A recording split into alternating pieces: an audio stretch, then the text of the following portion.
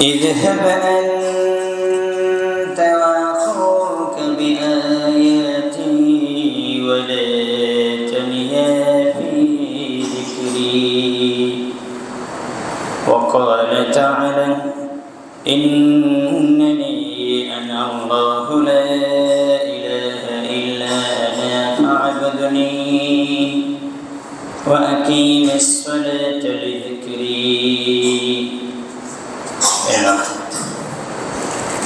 عن أبي هريرة رضي الله تعالى عنه قال رسول الله صلى الله عليه وسلم حجبت النار بالشهوات وحجبت الجنة بالمكاره. আজকের জুমার আলোচনা বিষয় সালাত কি ও কেন সালাত আদায় করব। সালাত ইবাদতটা কি জিনিস এবং এই সালাত কেন আদায় করব, এর রহস্য আছে নাকি?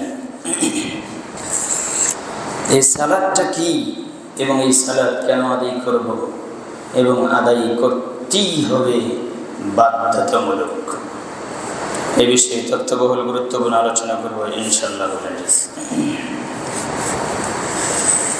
গত জুমে যে আমরা আলোচনা শুনেছিলাম, বলছিলাম যে সালাত কি এবং কেন সালাত আদায় করতে হবে।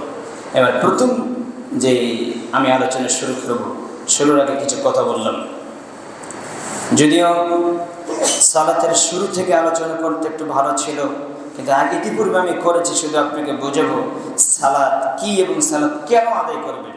1 নম্বর পার্ট, সালাত যে বলবে আমি মুসলিম, ইসলাম গ্রহণ করেছি, তাকে সালাত আদায় করতেই হবে। ঈমান আনার পরে যে দ্বিতীয় ধাপের নাম কি? সালাত। এখানে এবার প্রশ্ন জাগে যে হারাম খায়, অন্যায় করে, রাহাজানি করে, অত্যাচার করে, দুর্নীতি করে, হারামের সাথে লেগে আছে, সেটাই আমি বলছি। 1 নম্বর পয়েন্ট হচ্ছে সুদ খেলেও সালাত আদায় করতে হবে, ঘুষ খেলেও সালাত আদায় করতে হবে। যেই পুলিশটা এখনই আপনার টেবিলের নিচ দিয়ে ঘুষ নিয়েছে, ওই অবস্থায় সালাতের টাইমে ঘুষের টাকা নেওয়া অবস্থায় আপনাকে সালাত আদায় করতে হবে, সালাত আদায় করতেই হবে। মনে হয় বুঝতে পারি না? ঘুষ খেলেও সালাত আদায় করতে হবে, সুদ খেলেও সালাত আদায় করতে হবে, বেপরদা অবস্থায় চললেও সালাত আদায় করতে হবে। এবং নিষেধাদ্রব্য মদ গাঁজা খেয়ে এখনই এসেছেন, সালাতের টাইম হয়েছে, এমন অবস্থা আপনাকে সালাত আদায় করতে হবে, সালাত আদায় করতেই হবে।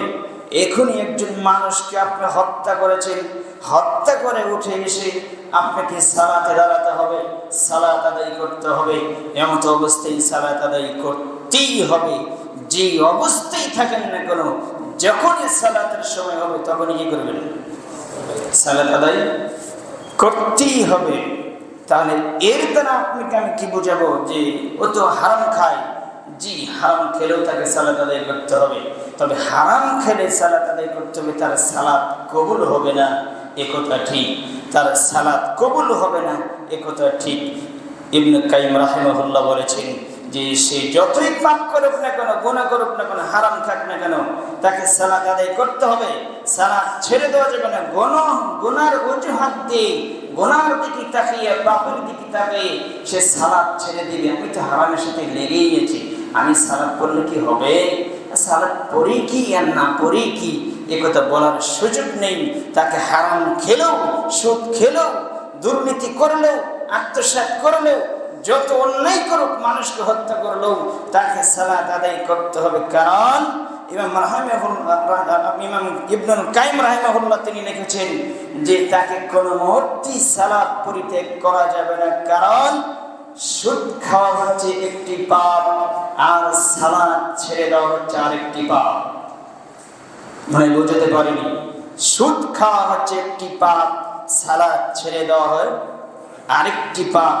যদি আপনি সুদ খান, হারাম খাচ্ছেন, এই কারণে সালাত ছেড়ে দিলেন, তাহলে সুদ খাওয়ার পাপও জমা হলো এবং সালাত ছেড়ে দেওয়ার পাপটাও জমা হলো। সুদ খেলে মানুষ কাফের হয়ে যায় না, কিন্তু সালাত ছেড়ে দিলে সে ইসলামে থাকে, সে খাঁটি কাফের হয়ে যায়। মানে বিষয়টা বুঝতে পারবে, এই জন্য সালাত ছাড়া যাবে না। রাসূল সাল্লাল্লাহু আলাইহি ওয়াসাল্লামের কাছে এক সাহাবী এসে বলছেন, আল্লাহ রাসূল, অমুক এক ব্যক্তি আপনি দিনের সালাত আদায় করে রাতে চুরি করে, এই বিষয়ে আপনি কি বলেন? তখন রাসূল সাল্লাল্লাহু আলাইহি ওয়াসাল্লাম বললেন, ও কি সালাত আদায় করে? হ্যাঁ, সালাত আদায় করে। কিন্তু সালাত আদায় করলে কি হবে? ও তো চুরি করে। তখন রাসূল সাল্লাল্লাহু আলাইহি ওয়াসাল্লাম বললেন, করো, যদি সালাত আদায় করে থাকে এই সালাতে একদিন তাকে চুরি করে বন্ধ করে দেবে। কই আল্লাহ রাসূল সাল্লাল্লাহু আলাইহি ওয়াসাল্লাম বললেন না ওকে সালাত ছেড়ে দিতে বলেছেন? বলেননি। কিন্তু সালাত কন্টিনিউ আপনাকে চালিয়ে যেতে হবে, সালাত ছাড়া যাবে না। আর সালাত কবুল হবে না, সালাতের কোনো নেকি পাবে না, কিন্তু সালাতের ফরজিয়ত আদায় হয়ে যাবে। সালাত ছেড়ে দিলে যে শাস্তি হবে, পাপ হবে, ওই ছেড়ে দেওয়া শাস্তি থেকে এবং আযাব থেকে, পাপ থেকে সে বেঁচে যাবে। মনে বুঝতে পারি না বিষয়টা? সালাত আদায় করতেই হবে প্রত্যেকটি মানুষের জন্য, যে বলে আমি ইসলাম গ্রহণ করেছি। তাহলে সালাত আদায় করলে এই সালাতের নেকি সে পাবে না। কেন সালাত আল্লাহর দরবারে কবুল হবে না? সে হারাম খায়, সে নিষিদ্ধ দ্রব্য পান করে, আর সালাত কবুল হবে না। কিন্তু সালাত ছেড়ে দিলে যে গুনাহ হতো, সেই গুনাহ থেকে কি হবে? সে বেঁচে যাবে। ইবনুল কাইয়িম রাহিমাহুল্লাহ তিনি এইভাবে ব্যাখ্যা দিয়েছেন, প্রত্যেকটি বিদ্বান বলেছেন সালাত বাধ্যতামূলক প্রত্যেকটি মানুষের উপরে। এই জন্য তারা বলেছে সুদ খাওয়া আর গুনাহ একটা, আর আপনার সালাত ছেড়ে দেওয়ার গুনাহ আরেকটা। এ তো সুদ খেলো আবার সালাত আদায় করলো না, দুটি পাপ একসাথে জড়িত হয়ে গেল। সে মহা বড় পাপী, সে মহা বড় পাপী। এক সময় আল্লাহ যদি চায় এই সালাতের বিনিময়ে আল্লাহ তাকে হেদায়েত দিয়ে দেবে, কিন্তু তাকে সালাত আদায় করতে হবে। আর যদি হারাম না ছেড়ে তাহলে তার ফরজিয়ত আদায় হয়ে যাবে। সে সালাত পড়ছে মানে আল্লাহর একটা ফরজ বিধানকে অস্বীকার করে নেন, আর সালাত ছেড়ে দিলে সে কাফের হয়ে যায়। এবার একটা প্রশ্ন, এখন ধরেন একজন হিন্দু এসে বলছে, যে উদাহরণস্বরূপ আমি বলছি, একজন হিন্দু মানুষ আজকে এখন ইসলাম গ্রহণ করবে, সে বলছে ইমাম সাহেব আমি ইসলাম গ্রহণ করব, কথার কথা। এখন সে বলছে আমি ইসলাম গ্রহণ করব, তা সে বলছে আশহাদু আল্লা ইলাহা ইল্লাল্লাহ ওয়া আশহাদু আন্না মুহাম্মাদান আবদুহু ওয়া রাসূলুহু, আমি সাক্ষ্য দিচ্ছি যে আল্লাহ ছাড়া প্রকৃত হক কোনো মাবুদ নেই, আমি সাক্ষ্য দিচ্ছি যে মুহাম্মদ সাল্লাল্লাহু আলাইহি ওয়াসাল্লাম আল্লাহর রাসূল। তো ইসলাম গ্রহণ করলো। আচ্ছা, ইসলাম গ্রহণ যে করলেন আপনি, এখন আপনার কাজটা কি? আপনার কাছে আমার প্রশ্ন। এবার এখন এই লোকের কাজটা কি? যে ইসলাম গ্রহণ করলো, আল্লাহর পক্ষ থেকে তার জন্য আদেশ কি? ইসলাম গ্রহণ করেছে, আর কাজ কি শুরু হয়েছে? ইসলাম গ্রহণ করেছে, এখন কি করবে সেই ব্যক্তি? এর কাজ তো না আছে যে আল্লাহর পক্ষ থেকে কি আদেশ তাকে দেওয়া হয়েছে, কি করতে সে মুসলমান হলো। যেটা কালেমে শাহাদাত পড়লো, কি করতে মুসলমান হলো? নিজের ধর্ম পরিত্যাগ করে আরেকটা ধর্ম গ্রহণ করেছে। এখন তার কাজ কি? কি করার জন্য এমন ব্যক্তি যে ইসলাম গ্রহণ করলো, কি এমন কাজ ওকে আল্লাহ সুবহানাহু ওয়া তাআলা দিয়ে রেখেছে, কি এমন কাজ ওকে ইসলাম দিয়ে রেখেছে যে এখন ইসলাম গ্রহণ করেছে ওই এই কাজটা করার জন্য। এখন তাকে যদি আপনি বলেন, সে বলবে আমি ইসলাম গ্রহণ করেছি হজ করার জন্য। কথা বলবেন না, চুপ, কথা তাহলে ধরতে পারবেন না। তাহলে এখানে দেখেন, ও বলছে আমি ইসলাম গ্রহণ করেছি কি করার জন্য? হজ করার জন্য। আচ্ছা, হজ বছরে কয়বার ফরজ? বছরে না জীবনে? জীবনে একবার ফরজ। ও বলছে আমি ইসলাম গ্রহণ করেছি হজ করার জন্য। তা জীবনে একবার হজ করেন, আর কোনো কাজ নেই। এই বছর থেকে খাবে আর ঘুমাবে? ইসলাম কি এরকম হাস্যকর ধর্ম, ঠাট্টাপূর্ণ ধর্ম? বিষয় কি এরকম যে ও বলছে আমি ইসলাম গ্রহণ করেছি হজ করার জন্য। আচ্ছা, এখানে একটি বিষয়, হজ ধনীর উপর ফরজ না গরিবের উপর ফরজ? তার গরিব ইসলাম গ্রহণ করেছে, তাকে ও কি করার জন্য? প্রশ্ন অনেক হলো, এটা প্রশ্ন, মারাত্মক একটা প্রশ্ন। ও বলছে আমি ইসলাম গ্রহণ করেছি হজ করার জন্য। হজ ওই ব্যক্তির উপর ফরজ যে সামর্থ্যবান হজ করার মতন যার টাকা পয়সা আছে সে হজ করবে জীবনে একবার। তো জীবনে একবার হজ করার জন্য ইসলাম গ্রহণ করেছে, একবার হজ করার বাকি কোনো কাজ নেই। তো ইসলামের বিধান কি এরকম যে ওর একবার হজ করলে আর কোনো কাজ করতে হবে না, কোনো ইবাদত নেই তার? বিষয়টি এরকম নয়। ইসলাম এরকম হাস্যকর ধর্ম নয়। তাকে গ্রহণ করতে হচ্ছে সারা জীবনের একটি কাজ করার জন্য, অর্থাৎ হজ করার জন্য, আর কোনো কাজ নেই। হজ আদায় করবে, এই জন্য সে ইসলাম গ্রহণ করেছে।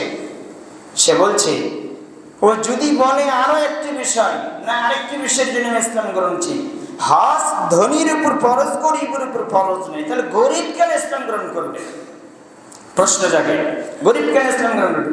গরিব কি জন্য ইসলাম গ্রহণ করবে? ওর উপর তো হজ ফরজ নয়।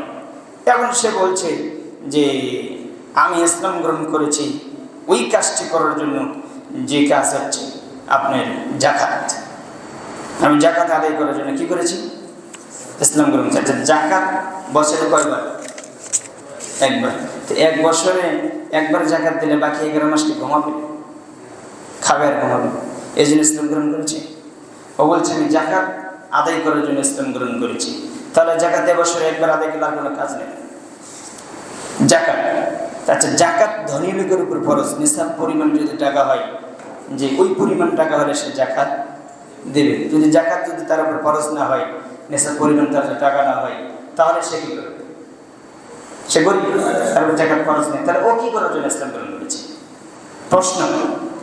আপনি কখনো এগুলো নিয়ে ভাবেন না, চিন্তা করেন না যে আসলে আমি যে ইসলামের মধ্যে ঢুকলাম কি করার জন্য ঢুকলাম? জাকাত আমার উপর ফরজ হয় নাই, হজও আমার উপর ফরজ হয় নাই।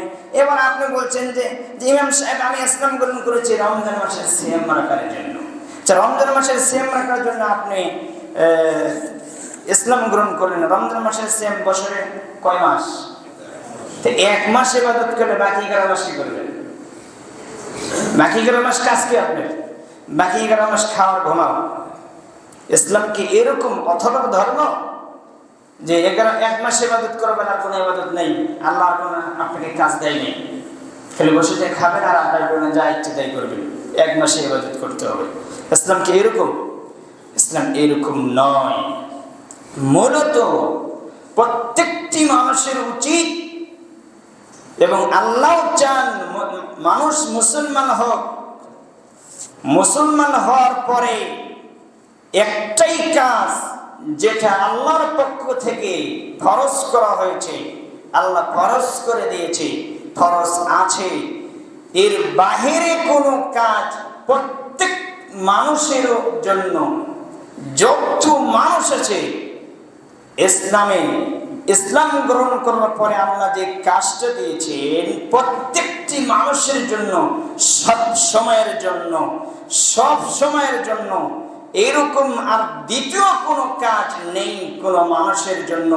সেই দ্বিতীয় কাজ কোনো কাজ নেই, একটি কাজ হচ্ছে, সেটা হচ্ছে দিন রাতে 5 ওয়াক্ত সালাত। এই ছাড়া দ্বিতীয় কোনো কাজ নেই। সব সময়ের জন্য, প্রত্যেকটি ব্যক্তির জন্য, সকল মানুষের জন্য, সব সময়ের জন্য ফরজ করেছেন। সেটার নাম কি? সালাত। সেই সালাত যদি মানুষ না করে তাহলে সে কি দাবি করতে পারে আমার ঈমান আছে? সে ইসলামে না। কারণ ও ইসলাম গ্রহণ করছে, ওর হজ ফরজ হয়নি, ওর জাকাত ফরজ হয়নি, ও বছরে 1 মাস সিয়াম রাখবে, সে 1 বছর পরে আসতেছে, তাহলে এখনো বাদ বাকি এই ফাঁকা সময়গুলো কি করবে? এই জন্য আল্লাহ বলছেন প্রত্যেকটি ধনী গরিব উভয়ের জন্য, সব সময়ের জন্য আমি রাতে 24 ঘন্টা প্রত্যেক ব্যক্তির জন্য এবং সব সময়ের জন্য আমি ফরজ করে রেখেছি। এরকম আর দ্বিতীয় কোনো কাজ নেই ইসলামে, সেটা হচ্ছে কি? সালাত। সালাত যদি মানুষ আদায় না করে তাহলে মানুষের আর মুসলমান থাকার প্রয়োজন নাই, সে আর মুসলমান নাই, সে মুসলিম নয়। তাহলে আগে আমি যে বুঝলাম যে হারাম খেলেও সালাত আদায় করতে হবে, সুদ খেলেও সালাত আদায় করতে হবে, মানুষকে হত্যা করলেও সালাত আদায় করতে হবে, সালাত ছাড়া যাবে না। গুনাহের অজুহাত দিয়ে, পাপের অজুহাত দিয়ে আমি সালাত ছেড়ে দেব, এই জন্য আমি বলছি আমি সালাত না করলে আমার ঈমান ঠিক আছে। জি, আপনার ঈমান নাই, আপনি কাফের হয়ে গেছেন। আর আল্লাহ বলছেন সূরা তাওবার 5 নম্বর আয়াত, আর রাসূল সাল্লাল্লাহু আলাইহি ওয়াসাল্লাম রাষ্ট্রীয় নায়ক ছিলেন, তখন আল্লাহর পক্ষ থেকে তাকে বিধান দেওয়া হয়েছিল যে সালাত পড়ে না সে মুরতাদ, তাকে হত্যা করতে হবে, হত্যা করে বিধান। এই জামানো হবে যদি আজও যদি আপনার ইসলামী খেলাফত চলে আসে, তাহলে যারা সালাত পড়ে না তাদেরকে হত্যা করতে হবে। এটা ইসলামের আইন, এটা আল্লাহর পক্ষ থেকে বিধান। আল্লাহ শুধু এতটুকু বলে, আল্লাহ বলছে যারা সালাত পড়ে না তাদেরকে হত্যা করার জন্য উঠ পেতে থাকো, লুকিয়ে থাকো, আড়াল করিয়ে থাকো, বসেই থাকো, ওরা কখন বের হবে আল্লাহ বলছেন তখন ওকে হত্যা করবে। আর যদি সালাত পড়ে ওয়াকিমুস সালাহ ওয়াকামুস সালাওয়াতুজ যাকাত ফাখাল্লু সাবিলা, যদি সালাত পড়ে যাকাত আদায় করে আল্লাহ বলছেন তাহলে তার রাস্তা ছেড়ে দাও, তাকে আর হত্যা করা যাবে না। কি করা যাবে না? তাকে হত্যা করা যাবে না।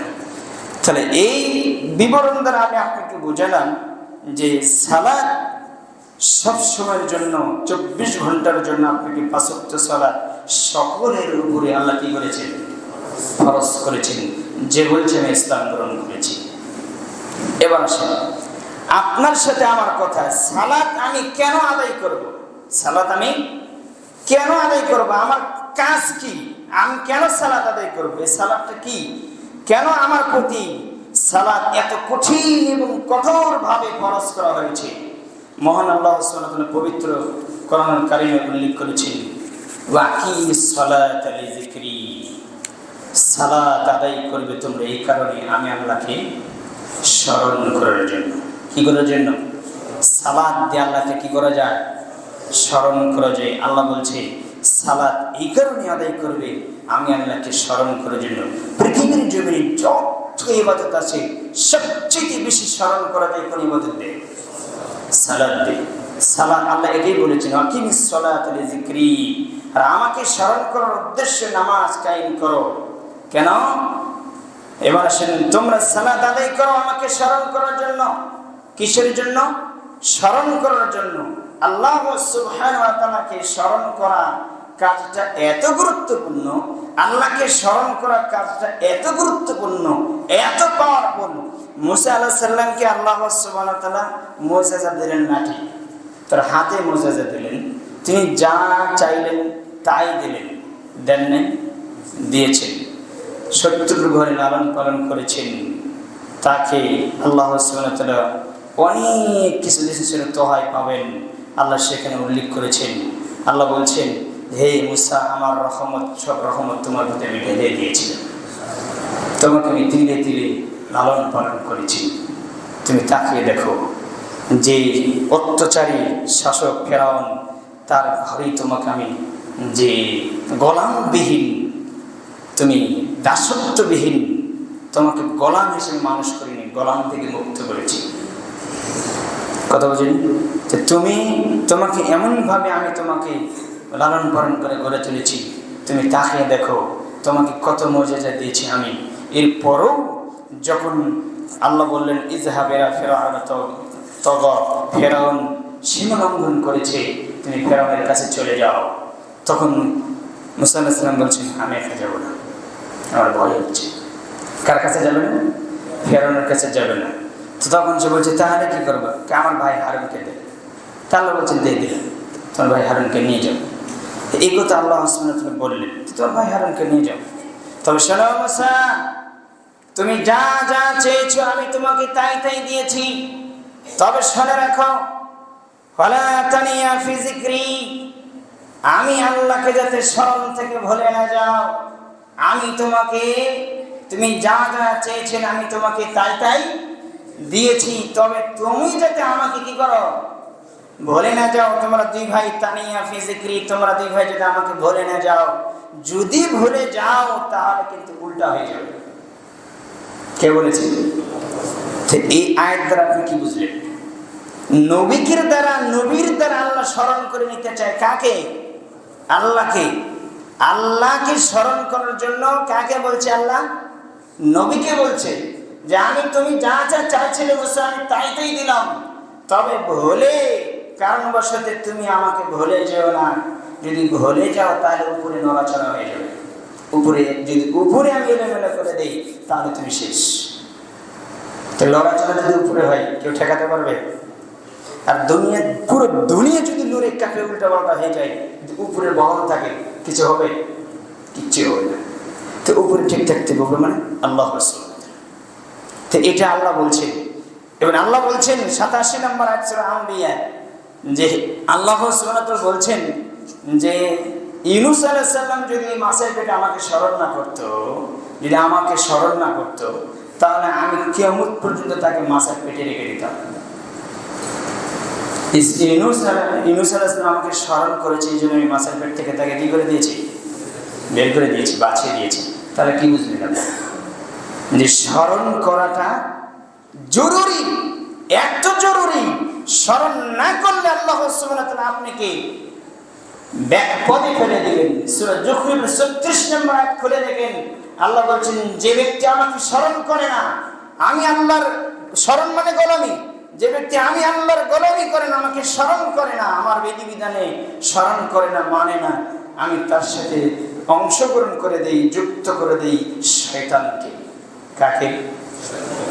তা আল্লাহ যদি কার সাথে শয়তানকে লেগে দেয়, কাকে সে ব্যক্তি বাঁচতে পারবে? বাচ্চাদের কোনো বাঁচতে আছে? যেমন আপনি নাম্বার বলে দেন, সূরা যুখরুফ আপনি খুলে দেখবেন 43 নম্বর সূরা, আপনি আয়াত নাম্বার খুলে দেখবেন 36। আল্লাহ সেখানে বলেছে তারা অংশীদার হিসেবে, তারা আপনার বন্ধু হিসেবে, যে তার সাথে সঙ্গী হিসেবে আমি পাঠিয়ে দিই কাকে? শয়তানকে। আপনাকে বুঝতে হবে। তো স্মরণ এত জরুরি, স্মরণ এত জরুরি, প্রত্যেকটি মানুষের আল্লাহ সুবহানাহু ওয়া তাআলাকে স্মরণ করতে হবে। এটা আল্লাহ সুবহানাহু ওয়া তাআলা বলছে যে মুসা, তুমি আমাকে ভুলে যেও না, তুমি আমাকে স্মরণ করিও, তাহলে আমি তোমাকে সব জায়গায় স্মরণ করিব। তুমি যদি স্মরণ করি, কথা আল্লাহ কোরআনে বলেছে সূরা বাকারা, ফাযকুরুনি আযকুরুকুম ওয়াশকুরুলি ওয়ালা তাকফুরুন। বলেন আয়াত তো জানি ঠিকই, কিন্তু কাজে বাস্তবায়ন করতে পারি না। বিষয় কিন্তু এরকম, যে জানে মানে না, আল্লাহ বলছেন সে মুনাফিক। তো এবার আসেন, এই আল্লাহর স্মরণটা আপনাকে একটু বুঝাই, আমি বুঝাই যে আল্লাহ সুবহানাহু ওয়া তাআলাকে স্মরণ করতে হবে। স্মরণ করতে, আল্লাহ সুবহানাহু ওয়া তাআলাকে স্মরণ করতে যে রুকু করা জরুরি নয়। জরুরি কখন? যখন আপনি সুস্থ। কখন জরুরি? যখন আপনি কি রুকু করতে সুস্থ।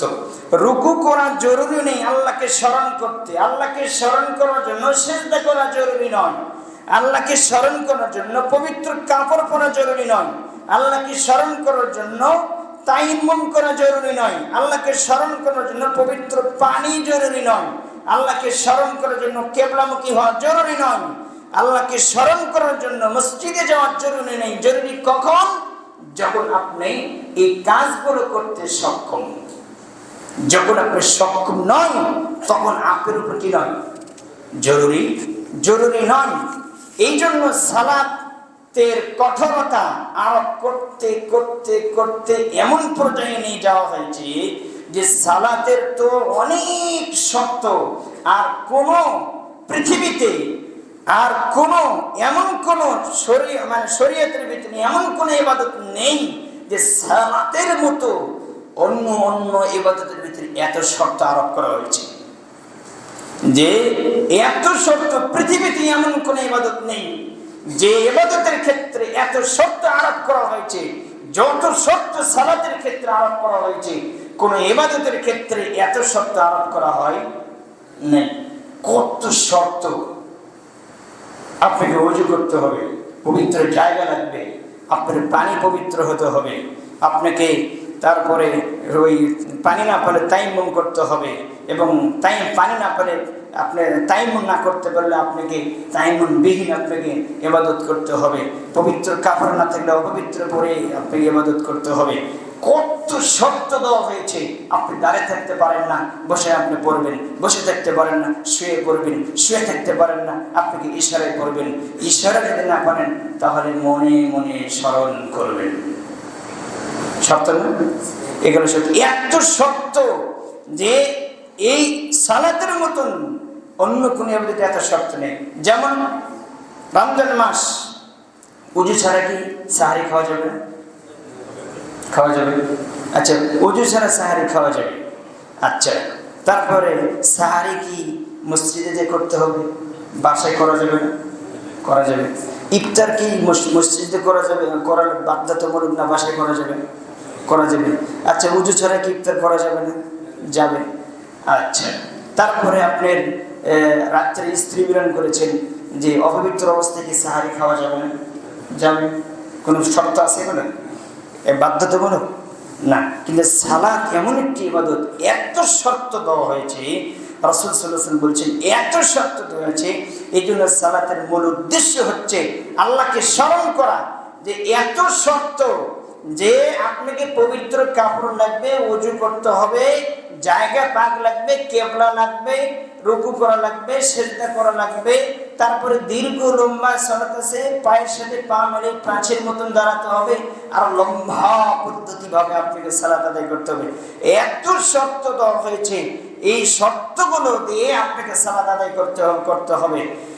এই জন্য সব যতগুলো শর্ত আমি বললাম, সব শর্ত যদি একটাও পূরণ না করতে পারেন, আপনি আদায় না করতে পারেন, সবগুলো যদি নষ্ট হয়ে যায়, এবং নষ্ট হয়ে গেলেও সালাত মাফ নেই। বসে পড়েন না, শুয়ে পড়েন না, ইশারায় পড়েন না, মনে মনে যখন যে অবস্থায় থাকেন না কেন, পুরো শরীর অপবিত্র পেশাব লেগে আছে, আপনাকে ওই পুরো শরীর পেশাবালা শরীর লেগে আপনাকে সালাত আদায় করতে হবে।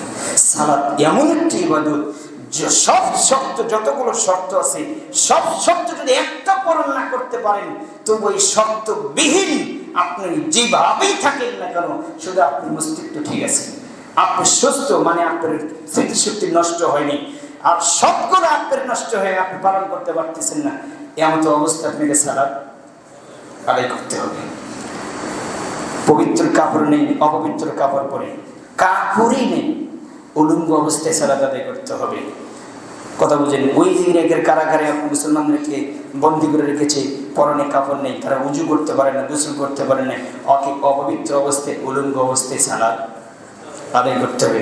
নদী পার হচ্ছে, নদী পার হতে আপনার পরন থেকে কাপড় খুলে গেছে, এবার নদীর ওই পারে যে দেখছেন সালাতের টাইম হয়েছে, এই উলঙ্গ অবস্থায় উজুবিহীন আপনাকে সালাত আদায় করতে হবে, করতেই হবে। অনবরত পেশাব ঝরঝর করে পড়ছে, আপনার কোনো পবিত্রতার কোনো সুযোগ নেই, এই ঝরঝর পেশাব পড়তেছে, এমন অবস্থা আপনাকে সালাত আদায় করতে হবে। সালাত এমন একটি ইবাদত যার কোনো ওজর নেই, সময় হলেই সালাত আদায় করতে হবে। যদি আপনি না করেন তাহলে আপনি কাফের হয়ে যাবেন, আপনি ঈমান নেই। তো বলছিলেন যে একটা শর্ত যদি আপনি পালন না করতে পারেন, সবগুলো নষ্ট হয়ে গেছে, তবু আপনাকে সালাত আদায় করতে হবে। সালাত তবু মাফ নেই। সালাত এমন একটি ইবাদত, অথচ এই সালাত আজকে মানুষ কেমনে ছেড়ে নিজেকে দাবি করে মুসলিম, আর আপনি কি মানুষ, এই ছেলে সালাত পড়ে না, এই পরিবারে স্ত্রী সালাত পড়ে না, এর আপনি এখনো দিনের ঘর সংসার করে খান, আপনার লজ্জা থাকা উচিত, আপনার হায়া থাকা উচিত। ও মুশরিক হয়ে গেছে, ও কাফের হয়ে গেছে। আল্লাহ বলছে যে সূরা মুমতাহিনা করবেন 10 নম্বর আয়াত, যে কোন মুমিন পুরুষ কখনো কোন মুশরিক নারীর সাথে ঘর সংসার করতে পারে না, তার জন্য এটা জায়েজ না, এটা হারাম। আপনার কিছুই মনে হয় না, যতক্ষণ মানুষের হুঁশ আছে, যতক্ষণ মানুষের জ্ঞান আছে, ততক্ষণ মানুষ আল্লাহকে স্মরণ করতে পারবে। এই জন্যই রুকু করতে পারে না, সিজদা করতে পারে না, পবিত্র কাপড় পরতে পারে না, পবিত্র কাপড় নেই, তায়াম্মুম করার কোনো পরিস্থিতি নেই, কিছুই নাই, শুধু একটা দেহ পড়ে আছে, নড়াচড়া নাই, তবে হুঁশ আছে। যেই অবস্থায় থাক না কেন, সবগুলো ইসলামের যে সালাতের যে শর্তগুলো আছে, একটা শর্ত তার দ্বারা পূর্ণ হচ্ছে না, শুধু তারা হুঁশ আছে, এই হুঁশ থাকা অবস্থায় সালাত পড়তে হবে। সাহাবেরা যুদ্ধ চালাচ্ছে, রিজালান রুকবাতান, যুদ্ধ চলছে, সালাতের টাইম হয়েছে, রাসূল সাল্লাল্লাহু আলাইহি ওয়াসাল্লাম সালাতের নিয়ত করো, এবার কিবলা ঠিক করো, জরুরি নয়, কিন্তু আপনি যখন সুস্থ দিন বুঝতে পারছেন যে হ্যাঁ এটা কিবলা, আপনি কিবলার দিকে হন, কিবলা আপনার দিক নির্দেশনা বুঝতে পারতেছেন, কিবলার বিহীন আপনাকে সালাত আদায় করতে হবে। আমি আপনাকে বুঝতে পারিনি, এদেশে কিছু ভাষা আছে, কিছু কথা আছে, যে মানুষ অসুস্থ হলে শরীরে উঠতে পারে না, বুঝতে পারে না, উজু করতে পারে না, তাকে উজু করাবেন, কিন্তু উজু করে তাকে কি করবেন, পা কোন দিকে দিবেন, ও আছে উত্তর দক্ষিণ, পা আছে আপনার দক্ষিণ দিকে, মাথা আছে উত্তর দিকে, আর সালাতের টাইম হচ্ছে অসুস্থ ব্যক্তি, কিন্তু তার হুঁশ আছে।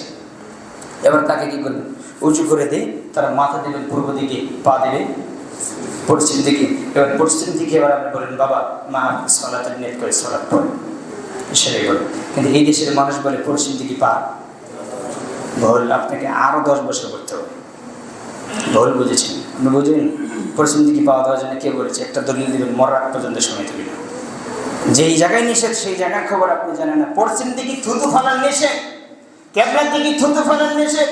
এই থুতু কাল কেমন আপনার কপালের উপর জড়ো করা হবে, বলে গেছেন, অথচ দিন রাত থুতু ফেলাচ্ছেন। পশ্চিম দিকে খোলা মাঠে পশ্চিম দিকে হয়ে, পশ্চিম মাঠে কেবলা দিকে হয়ে পেশাব করা কি নিষেধ? পেশাব করা নিষেধ, কিন্তু পা দেওয়া নিষেধ নয়। যদি মনে করেন কেবলা দিকে পা দিলে, পশ্চিম দিকে পা দিলে কি হবে, তাহলে সেই হবে। সাবধান থাকেন। আপনি ইসলাম শতবার আপনাকে পড়তে হবে। তো বলছিলাম যে আপনি কিছুই করতে পারেন না। রুকু করা ফরজ, সিজদা করা ফরজ, তাকবীরে তাহরিমা প্রথম দেওয়া, ওয়াকুমু লিল্লাহি কানিতিন প্রথম তাকবীর দেওয়া ফরজ, দ্বিতীয় তাকবীর দেওয়া ওয়াজিব। এগুলো যদি একটাও করতে পারেন না, কিছুই করতে পারেন না, শুধু হুঁশ আছে, মনে মনে স্মরণ করেন, তবু আপনাকে সালাত পড়তেই হবে, সালাত মাফ নেই। তাহলে অথচ এই সালাতের বিষয়ে আপনি কিছু মনে, দিন রাত 5 বার যে অবস্থায় থাকুন, যতক্ষণ পর্যন্ত আপনার হুঁশ আছে, জ্ঞান আছে, ততক্ষণ পর্যন্ত আপনাকে সালাত আদায় করতেই হবে, সালাত মাফ নেই।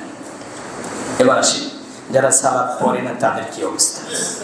গত জন্য একটা আমি হাদিস বলেছিলাম যে এখানে আমি যে কথাগুলো এতক্ষণ বুঝালাম আপনাকে, সালাতের যত শর্তগুলো বুঝালাম, এই শর্তগুলো একটাও যদি আপনি পূরণ না করতে পারেন, তবুও শর্তবিহীন আপনাকে সালাত আদায় করতে হবে, সালাত মাপ নেই। আপনি যে অবস্থায় থাকেন, পারেন না যেটা সেটা আল্লাহ তো বলছেন লা ইউকাল্লিফু নাফসান ইল্লা বিউসআহা, যে আমি মানুষের সাধ্যের বাইরে কোনো কিছু। করোনা আয়াত দ্বারা আপনি কি বুঝেছেন বলেন? এবার করোনার আয়াত দ্বারা আপনি কি বুঝেছেন? সাধ্যের বাইরে আল্লাহ কিছু চাপে দেননি। আল্লাহ জুলুমকারী নয়। আল্লাহ আবারও বলছে, দেখো বান্দা, তোমার ইবাদতের মোকাফিককে আমি নয়। তুমি মনে করো না তুমি 50 বছর সালাত পড়েনি, ওই ইবাদত আমার ওই কাউন্টারে, আমার অ্যাকাউন্টে কম আছে, জমা কম হয়েছে, এটা মনে করো না। আমি আল্লাহ স্বয়ং সম্পূর্ণ, তোমার ইবাদতের মোকাফিককে নেই। আমি শুধু তাকিয়ে থেকে তুমি আমার কাছে নত হও কিনা। কথা বলতে একজন গাদাগাদি ইবাদত আছে, অনেক ইবাদত আছে, কিন্তু ওই ইবাদতের অহংকার, দাম্ভিকতা অনেক বেশি। সালাত পড়ে না, আমি জান্নাতে হয়ে গেছি, আল্লাহ বলছে তোকে জাহান্নামে ডুবাবো, তাহলে মরে দেয়। আর যে বলছে আমার ইবাদত কম, যখন সিজদায় যায় এবার আল্লাহকে স্মরণ করছে, আল্লাহ আমি আপনার নগণ্য সৃষ্টিটি, আপনি মহাজগতের প্রতিপালক, আমি আপনাকে সিজদা করলাম, আপনার কাছে আত্মসমর্পণ করলাম। আল্লাহ বলছেন, বান্দা তোর সব পাপ ক্ষমা করে দিলাম, তোর কত পাপ হয়েছে আমি পূর্ণ করি। কিন্তু অহংকার, ইবাদত করে অহংকার, দাম্ভিকতা করে আপনি বলেন আমি শুয়ে কিনা, আমি হয়ে গেছি, ও কিছুই না, আমাকে ভাই শেষ হয়ে গেছে। বিষয় এটি লোকে শতবার বোঝাতে হবে, ফিরে এলেন কেন? আমি একদিন এক সময় বলেছি, ইবাদতের ভিত্তিতে কেউ জান্নাত পাবে না, এটা আল্লাহর দয়া ছাড়া। তো ইবাদত দিয়ে অহংকার করবেন কেন? আপনি যে যত বেশি আল্লাহর কাছে আত্মসমর্পণ করবে, আল্লাহর কাছে ছোট মনে করবে, আল্লাহর কাছে দুর্বল মনে করবে এবং বলবে আল্লাহ আমি অসহায়, আমি আপনার মোকাফিক কি, সেই ব্যক্তি তত আল্লাহর কাছে পছন্দনীয় ব্যক্তি। আল্লাহ এটাই চান, নত আল্লাহ পছন্দ করে। এই জন্য আপনি অহংকার করবেন না। ভুলবশত কখনো মাথায় যেতে আসে না যে আমি আজকে সালাত পড়ছি, আমি জান্নাতি। কিন্তু রাসূল সাল্লাল্লাহু আলাইহি ওয়াসাল্লাম বলছেন, শেষ ভালো যার সব ভালো থাকে। আপনি দেখবেন ইবনে মাজাহ হাদিস দেখবেন একটা, আপনি 4029 নম্বর হাদিস খুলে দেখবেন। আরেকটা দেখবেন 42, আপনার 4200 আপনার 29-30 নম্বর দুইটা হাদিস খুলে দেখবেন। সেখানে রাসূল সাল্লাল্লাহু আলাইহি ওয়াসাল্লাম কি বলেছেন, শেষ মুহূর্তে যে নিয়তের উপর থেকে, যে কর্ম থেকে যে মারা যাবে, ফলাফল কাল কিয়ামতের দিন তার ওটাই হবে। এই জন্য স্থিরভাবে আপনি ধরে রাখতে হবে। আল্লাহ বলছেন ওয়া'বুদ রাব্বাকা হাত্তা ইয়াতিকাল ইয়াকিন। হে মুহাম্মদ সাল্লাল্লাহু আলাইহি ওয়াসাল্লাম, যতক্ষণ পর্যন্ত আপনার কাছে মৃত্যু চলে না আসে, আপনার দেহে শ্বাস আছে, ততক্ষণ পর্যন্ত আপনি আমার ইবাদত করতে থাকেন।